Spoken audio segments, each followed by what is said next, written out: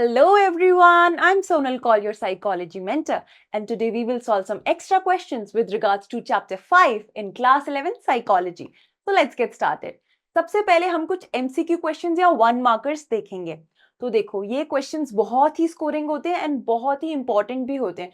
क्यों? क्योंकि अंदर अंदर से छोटी छोटी चीजें आपसे पूछ ली जाती है, तो इसीलिए आपको थरोली चैप्टर को रीड एंड अंडरस्टैंड करना है.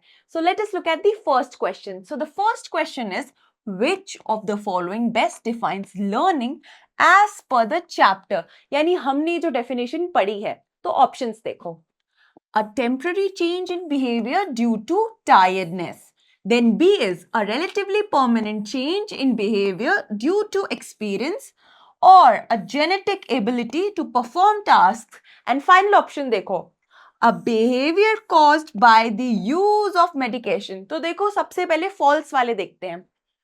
टेम्पररी चेंज नहीं होता, ये हमारा करेक्ट ऑप्शन हो ही नहीं सकता. उसके बाद है परमानेंट चेंज, तो ये हो सकता है, ठीक है. एंड लिखा है एक्सपीरियंस, तो ये तो 100% करेक्ट है. बाकी दो ऑप्शंस भी देख लो. जेनेटिक एबिलिटी बिल्कुल नहीं, लर्निंग जेनेटिकली नहीं होती, तो ये भी गलत है. लास्ट देखो, behavior caused by the use of medication, not at all. So our correct option is B, a relatively permanent change which is caused by experience. ठीक है. अब नेक्स्ट क्वेश्चन देखते हैं हम. नेक्स्ट क्वेश्चन है, in Pavlov's experiment the sound of the bell after conditioning is known as, and we have four options again. So is it US, that is unconditioned stimulus? Is it UR? Is it CS or conditioned stimulus? Or is it CR or conditioned response? तो देखो बोला क्या गया है. बोला ये गया है कि कंडीशनिंग के बाद, ठीक है, साउंड ऑफ द बेल क्या बोली जाती है, तो उसे हम बोलते हैं conditioned stimulus. After conditioning the stimulus itself is called by the name of the experiment जो था हमारा कंडीशनिंग का. ठीक है, बहुत सिंपल है. Next we have, which of the following is an example of operant conditioning. ठीक है, तो ऑपरेंट कंडीशनिंग का इनमें से कौन सा एग्जाम्पल है वो हमें चूज करना है.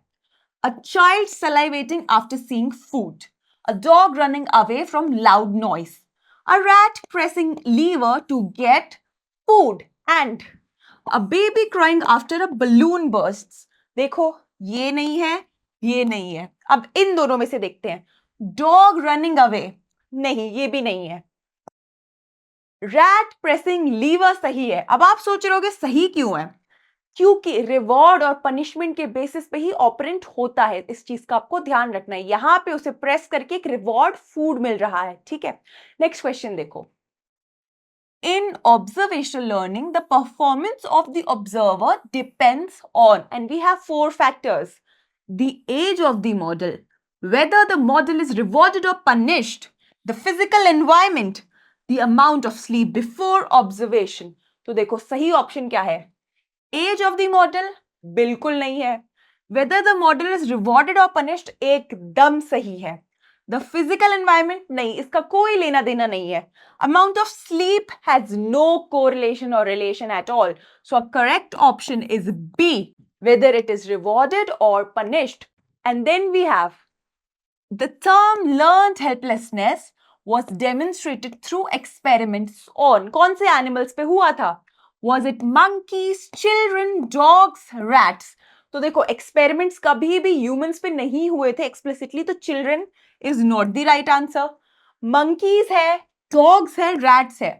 अब जिस बच्चे ने भी ध्यान से सुना था ना, मैंने जब लर्न्ड हेल्पलेसनेस बताया था, उसे पता है हमारा सही ऑप्शन है सी, डॉग्स. डॉग्स पे कंडक्ट हुआ था ये. नेक्स्ट क्वेश्चन देखो हमारे पास क्या है. Which method of studying verbal learning involves recalling words in any order? किसी भी order में जब हम याद करते हैं, so what is it called? Paired associates learning, serial learning, free recall, rehearsal method. तो देखो हम इसे कहते हैं C, free recall, जहां पे आप जैसे चाहो चीजों को recall या याद कर सकते हो. अब next question देखो. According to Fitz, 3 stages of skill learning are. Fits ने हमें 3 स्टेजेस दिए थे लर्निंग के. अब हमें सही ऑप्शन चूज करना है. So first option is observation, practice, execution, awareness, execution, reflection, and third is cognitive, associative, autonomous. And fourth option देखो, मेंटल, फिजिकल, ऑटोमेटिक. देखो जिसने भी ध्यान से पढ़ा है ना उसे आंख बंद करके पता है कि सी कॉग्निटिव एसोसिएटिव, जहां हम लिंक करते हैं, ऑटोनोमस जहां पे एरर ऑटोमेसिटी आ जाती है, ये हमारा करेक्ट ऑप्शन है। अब देखो next question, Which of the following statements is true about partial reinforcement? तो partial reinforcement क्या होती है? जहां पे हम हर सेशन या हर ट्रायल में उसे reinforcement नहीं देते हैं, partially देते हैं या intermittent होता है, या तो 3 सेशंस में दे दी आउट ऑफ 10 या 5 में दे दी। तो देखो, it weakens the learned behavior, it makes extinction easier, it provides reinforcement after every response, and finally it leads to greater resistance to extinction. तो देखो ट्रू क्या है? इट वीकेंस नहीं, वीक नहीं करता, वो रिस्पॉन्स तो हमें याद करा देता है। इट मेक्स एक्सटिंक्शन ईजियर, नहीं, यहां पे एक्सटेंशन ईजियर नहीं है, ठीक है, तो ये भी गलत है। And reinforcement after every response तो हो ही नहीं रहा क्योंकि पार्शियल है इटसेल्फ। तो डी हमारा करेक्ट ऑप्शन है। क्यों? क्योंकि यहां पे एक्सटिंक्ट नहीं होता रिस्पॉन्स, क्योंकि पार्शियल का यही फायदा है कि आप थोड़े थोड़े टाइम बाद देते हो तो लोगों को याद रहता है। जहां पे कंटिन्यूसली मिलता है ना, वहां पे अगर एकदम से बंद हो जाए तो लोगों का बिहेवियर एक्सटिंक्ट हो जाता है। नेक्स्ट क्वेश्चन देखो, which type of learning includes insight and latent learning? And we have 4 options: verbal learning, observational learning, cognitive learning और classical conditioning। तो देखो बहुत सिंपल है, सी कॉग्निटिव लर्निंग हमारा करेक्ट आंसर है। अब नेक्स्ट क्वेश्चन देखो, a child failing to distinguish between letters like B and D is likely showing symptoms of, and we have 4 options: ADHD, attention deficit disorder, dyslexia, hyper activity और auditory impairment. देखो जहां पे भी reading writing में problem आती है, खासकर reading में प्रॉब्लम आती है, उस टर्म को हम डिसलेक्सिया कहते हैं। तो बी हमारा करेक्ट ऑप्शन है।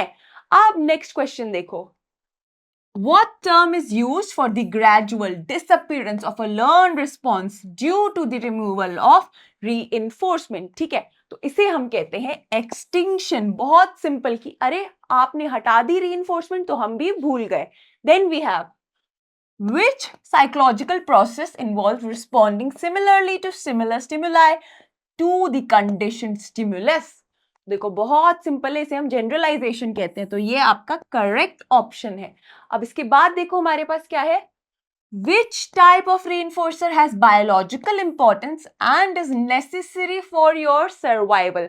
तो देखो थोड़ा सा याद करोगे तो आपको याद आ जाएगा, प्राइमरी हमारा करेक्ट ऑप्शन है, तो आप प्राइमरी लिख के आओगे यहाँ पे। Then we have, what do we call the mental representation of spatial locations and directions learned through exploration? तो बहुत सिंपल है, हमारे रैट्स थे, उन्होंने एक कॉग्निटिव मैप बनाया था, तो cognitive map is the correct answer है।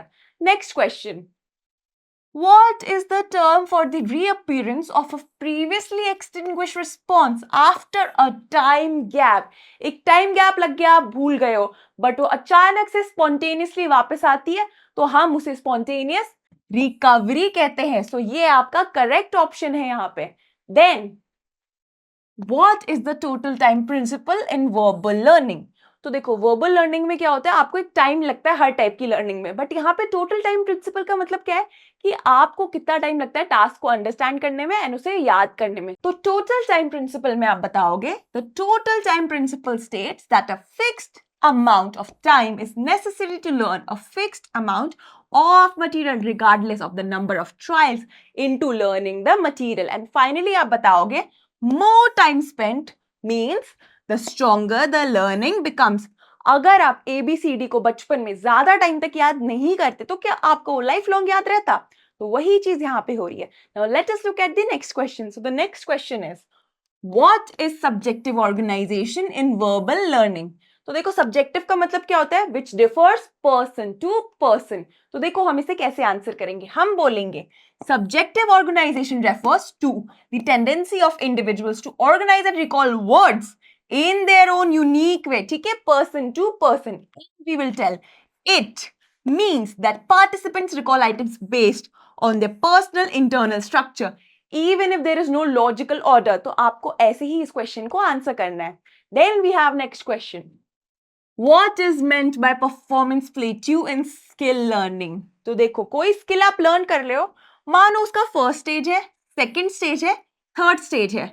फर्स्ट से आप सेकंड स्टेज पे आए, ठीक है। अब सेकंड तक जो आपकी परफॉर्मेंस रही है ना, वो स्टैंड स्टिल रहती है, यानी आप यहां पे नहीं जा पा रहे हो, तो इसी को हम परफॉर्मेंस का प्लेट्यू कहते हैं। अब देखो इसे कैसे आंसर करना है, तो आप बताओगे a performance plateau is a phase during skill learning where the level of performance stands still temporarily, ठीक है, कुछ टाइम तक रहता है, परमानेंट नहीं हो जाता।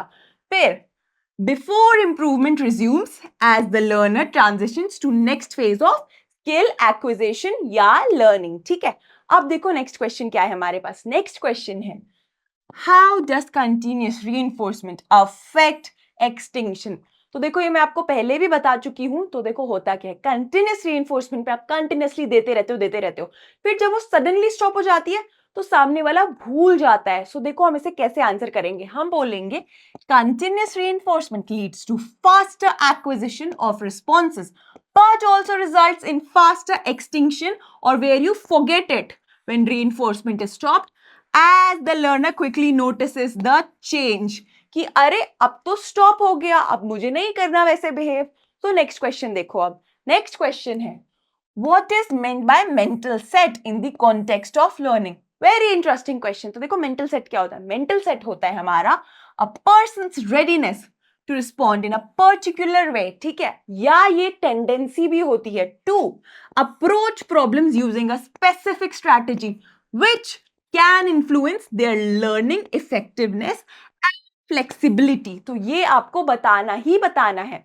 नेक्स्ट क्वेश्चन देखो, describe the key learning process involved in conditioning. तो हमें सारे की प्रोसेसेस बताने हैं एक एक करके, जिसमें हमारे पास बहुत सारे आ जाते हैं। तो हम देखो इसे कैसे आंसर करेंगे। हम बताएंगे following learning processes occur in both classical and operant. And सबसे पहले हम बताएंगे रीइंफोर्समेंट। तो रीइंफोर्समेंट क्या होती है? जब हम एक रीइंफोर्सर एडमिनिस्टर करते हैं, जब हम एक बिहेवियर का आउटकम लाइकली या अपने हिसाब से चाहते हैं, जिसमें पॉजिटिव और नेगेटिव होती है। तो हम बताएंगे increase is the probability of the response, can be positive, can be negative, ठीक है। जहां पे प्लेजेंट स्टिमुलस होगा या तो अनप्लेजेंट या नेगेटिव स्टिमुलस होगा, उसका रिमूवल होता है।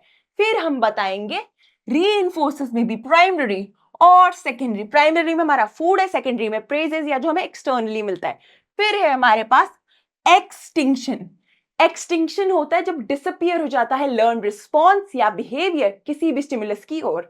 सो disappearance of a learned response when reinforcement is removed or stopped, then gradual weakening of behavior if not followed by US, ठीक है, in classical और reinforcer in operant, इसका आपको ध्यान रखना है। इसके बाद आप बताओगे रेजिस्टेंस टू एक्सटिंक्शन का मतलब कि देखो आपने हमारी रीइंफोर्समेंट तो स्टॉप कर दी बट हमारी लर्निंग स्टिल प्रेजेंट है, तो हम बोलेंगे learned responses continue even after reinforcement is stopped, and then you will also tell about number of schedules, ठीक है, and reinforcements during execution, ठीक है। फिर आप बताओगे जनरलाइजेशन। तो जनरलाइजेशन क्या होता है कि आप सेम या सिमिलर स्टिमुलाई होगा, आप उसे एकदम इक्वेट करते हो। कैसे? अरे ये तो सिमिलर लग रहा है, ये तो सेम ही है। जैसे डॉग जो होगा वो सलाइवेट करेगा बेल की साउंड के बजाय एक फोन की रिंगिंग पे। तो आप बताओगे responding to similar stimuli if they were the original conditioned stimulus, ठीक है, then occurs when a new stimulus elicits the same learned response। क्योंकि बेल एंड फोन का साउंड था, कभी कभी आपको सेम लग सकता है जबकि सेम होता नहीं है। then there is discrimination, total opposite of generalization। तो इसमें आप बताओगे learning to respond only to specific stimuli not to similar ones, ठीक है, and it will indicate that the organism can distinguish between reinforcing and non-reinforcing stimuli। उसे पता है कि मुझे बेल की साउंड पे ही सैलिवेट करना है, फोन की रिंगिंग या कोई और बेल बजे वो मेरी बेल नहीं है। एंड देन स्पॉन्टेनियस रिकवरी, ठीक है। अब देखो हमारी स्पॉन्टेनियस रिकवरी क्या है कि हुआ क्या कि बिहेवियर ना वो भूल गया, हमने उसे रीइंफोर्समेंट भी देना बंद कर दिया, ठीक है, बट ऐसा कुछ हुआ कि बिना रीइंफोर्समेंट दिए कुछ टाइम बाद उसने वापस याद कर लिया, तो उसी को हम कहते हैं उसकी spontaneous recovery. So we will say reappearance of the extinguished response after some time has passed। Strength of recovery depends on the time gap since extinction. ठीक है, इसका आपको ध्यान रखना है। एंड अब हमारा है नेक्स्ट क्वेश्चन, जो कि है explain the symptoms of learning disabilities in children. तो लर्निंग डिसेबिलिटीज क्या है? जो हमारी 0 से 18 की एज के बीच में होती है बच्चों को, एंड हम इसे डिटेक्ट भी इसी पीरियड में करते हैं कि क्या बच्चे किस किस चीज में डेफिसिट्स हैं, जो कि बेसिक टास्क होते हैं। ठीक है, तो अब देखो हम इसे कैसे आंसर करेंगे। तो हम बोलेंगे children with learning disabilities show various observable symptoms, and the first is language difficulties. They cannot read properly, they cannot write correctly, and इनके spelling issues भी बहुत होते हैं। and अगर कोई कुछ बोल रहा है इनसे वो भी pick up नहीं होता। so often struggle to copy letters and words correctly. B और D में difference नहीं पता इनको। moreover they have attention problems. They get easily distracted. ठीक है, अगर इनको बोला है कि किसी चीज को याद करो, डिक्टेशन हो रहा है, तो ये फोकस नहीं कर पाते कि टीचर ने कौन सा वर्ड दिया। ठीक है, और तो और poor orientation in space and time. ठीक है, they can not check the time properly, they don't know visually and specially कि अरे मैं नई जगह में हूं, मुझे यहाँ पे कैसे फिगर आउट करना है। तो इनके साथ ये इशू होता है। सो lack sense of time, often late or confused with directions as a result. And then we have poor motor coordination. जैसे अगर ये एक पेन है तो इन्हें पता नहीं कि पेन पे ग्रिप कैसे करनी, यानी इनकी जो हैंड की डेक्सटेरिटी है फिंगर्स की, वो बहुत ही खराब है। So trouble with task requiring hand eye coordination, sharpening pencils, riding a bicycle, ये इनके लिए बहुत डिफिकल्ट होता है। And then we have following instructions. बिल्कुल, मैं अगर अभी पढ़ा रही हूँ, कुछ भी बोल रही हूँ कि बैठ जाओ या मेरे साथ याद करो, इस चीज को बिल्कुल भी फॉलो नहीं कर पाएंगे या मेरी लीड नहीं समझ पाएंगे। So difficulty in understanding and following oral directions and social misjudgments या एडजस्टमेंट इश्यूज होते हैं इनको। तो देखो क्या होता है, fail to differentiate between friendly and indifferent classmates. इनको समझ ही नहीं आता कि सामने वाला इनको लाइक करता है या नहीं करता। And can not interpret body language correctly. जैसे अगर मैं ऐसे खड़ी हूं, ठीक है, और मैं ऐसे दिखा रही हूँ कि अरे आप मुझे नहीं पसंद हो, तो इनको ये चीजें समझ ही नहीं आती। इस चीज का आपको ध्यान रखना है। एंड परसेप्चुअल डिसऑर्डर्स होते हैं। आप देखो परसीविंग या इनकी ना अंडरस्टैंडिंग के स्किल्स खराब होते हैं कि मीनिंग मेकिंग जो होती है। So difficulty in differentiating between similar stimuli. ठीक है, बेल फोन सेम लगेगा। Misperception in visual auditory or tactile senses. ठीक है, ये भी होता है इनके साथ।